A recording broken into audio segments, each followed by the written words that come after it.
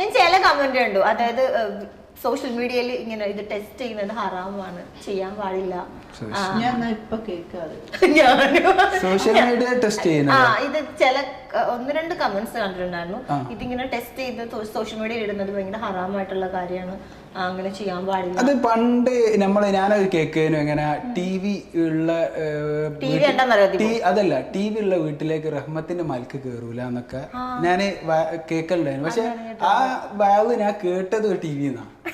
കാലം പോയ പൂക്കേ സ്വന്തം ഭാര്യയുടെ മൂത്രമെടുത്ത് അത് സോഷ്യൽ മീഡിയയിലൂടെ ടെസ്റ്റ് ചെയ്ത് അതിൻ്റെ റിസൾട്ട് പരസ്യമായിട്ട് കാണിക്കുകയാണ്.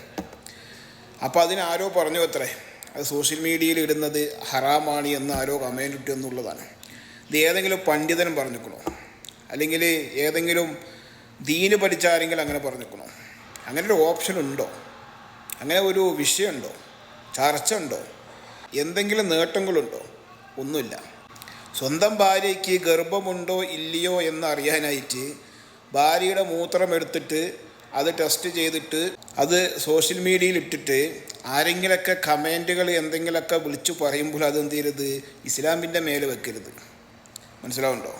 പണ്ഡിതന്മാർ എന്ത് ചെയ്യരുത്? ആക്ഷേപിക്കരുത്. അപ്പോൾ അതിൻ്റെ മറുപടി എന്നുള്ള നിലയ്ക്ക് ആ ചെറുക്കൻ്റെ ന്യായീകരണമാണ് എന്ത്? പണ്ടൊക്കെ ടി വി ഉള്ള വീട്ടിൽ റഹ്മത്തിൻ്റെ മലക്കുകൾ കയറൂല എന്ന് പറഞ്ഞിട്ടുണ്ട്. അത് മൂപ്പര് കേട്ടത് എവിടെ നിന്നാണ്? ടി വിയിൽ നിന്ന് തന്നെയാണ് എന്നാണ് പറഞ്ഞിട്ടുള്ളത്. എന്ത് ബന്ധമാണ് അതിലുള്ളത്? ആദ്യകാലത്ത് ടി വി എന്നുള്ളത് ചിലപ്പോൾ നമ്മൾ ഫാമിലിയൊക്കെ ആയിട്ട് കുടുംബമായിട്ട് പല ആളുകളായിട്ട് പണ്ടൊക്കെ എന്ന് പറഞ്ഞാൽ ഇപ്പോൾ എല്ലാ വീട്ടിലും ടി വി ഇല്ല. അത്യാവശ്യം ക്യാഷുള്ള ടീമുകളുടെ വീട്ടിലേക്കാണ് ടി വി ഉണ്ടാവുള്ളൂ. അപ്പോൾ ആ പരിസരത്തുള്ള ആളുകളൊക്കെ ചിലപ്പോൾ എന്താവും? എല്ലാവരും കൂടിയിട്ടൊക്കെ ടി വി കാണാം. ഇന്നാണല്ലോ ഇപ്പോൾ എല്ലാ വീട്ടിലും ടി വിയും പിന്നെ ഡിഷും റിസീവറും ഇന്ന ചാനലും മറ്റേ ചാനലും മറിച്ച് ചാനലും എന്നൊക്കെ പറഞ്ഞിട്ട് സംവിധാനങ്ങൾ ഉണ്ടായത്. അപ്പോൾ ആദ്യകാലത്തൊക്കെ ടി വി കാണുകയെന്ന് വെച്ചാൽ ചിലപ്പോൾ നമുക്ക് എന്ത് ചെയ്യേണ്ടി വരും?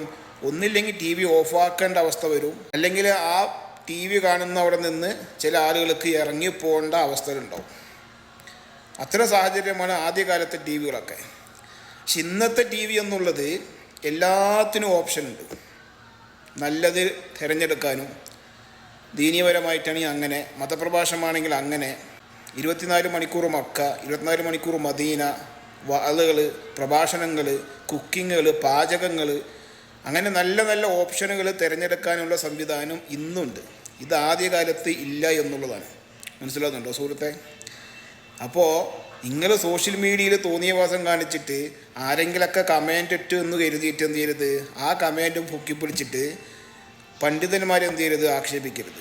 മുസ്ലിമിനെ എന്ത് ചെയ്യരുത്? പറയിപ്പിക്കരുത്. നിങ്ങൾ വിവാഹം ചെയ്തു, സന്തോഷമായിട്ട് കുടുംബ ദാമ്പത്യ ജീവിതം റാഹത്തായിട്ട് മുന്നോട്ട് പോകുന്നുണ്ട്, നമുക്കൊക്കെ അതിലൊക്കെ സന്തോഷം തന്നെയാണ്.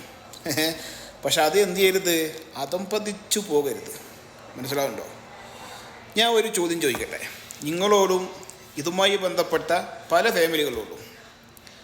ഭാര്യയെ ഉടുത്തൊരുങ്ങി അണിയിച്ച് ഓളെ ചിരിപ്പിച്ച് ഓളെ രസിപ്പിച്ച് ഓളെ സുഖിപ്പിച്ച് കൊഞ്ചി അത്തരം രീതി സോഷ്യൽ മീഡിയയിലൂടെ യൂട്യൂബിലൂടെ അത് പ്രചരിപ്പിച്ച് അതിൻ്റെ വരുമാനം കൊണ്ട് ജീവിക്കുന്ന ചില ടീമുകളുണ്ട്. അവരോടാ ചോദിക്കാനുള്ളത്. ഇതിപ്പോൾ നവംബറാണ്. നവംബർ ഡിസംബർ കഴിഞ്ഞാൽ പുതുവർഷം ജനുവരി 1-ാം തീയതി യൂട്യൂബ് ചാനൽ എന്ന് പറയുന്ന കമ്പനി, ആ കമ്പനിയുടെ വരുമാനം, യൂട്യൂബ് വരുമാനം നിർത്തലാക്കുകയാണെങ്കിൽ നിങ്ങൾ ഈ കാണിക്കുന്ന തോന്നിയ വശങ്ങളൊക്കെ കാട്ടിക്കൂട്ടുമോ?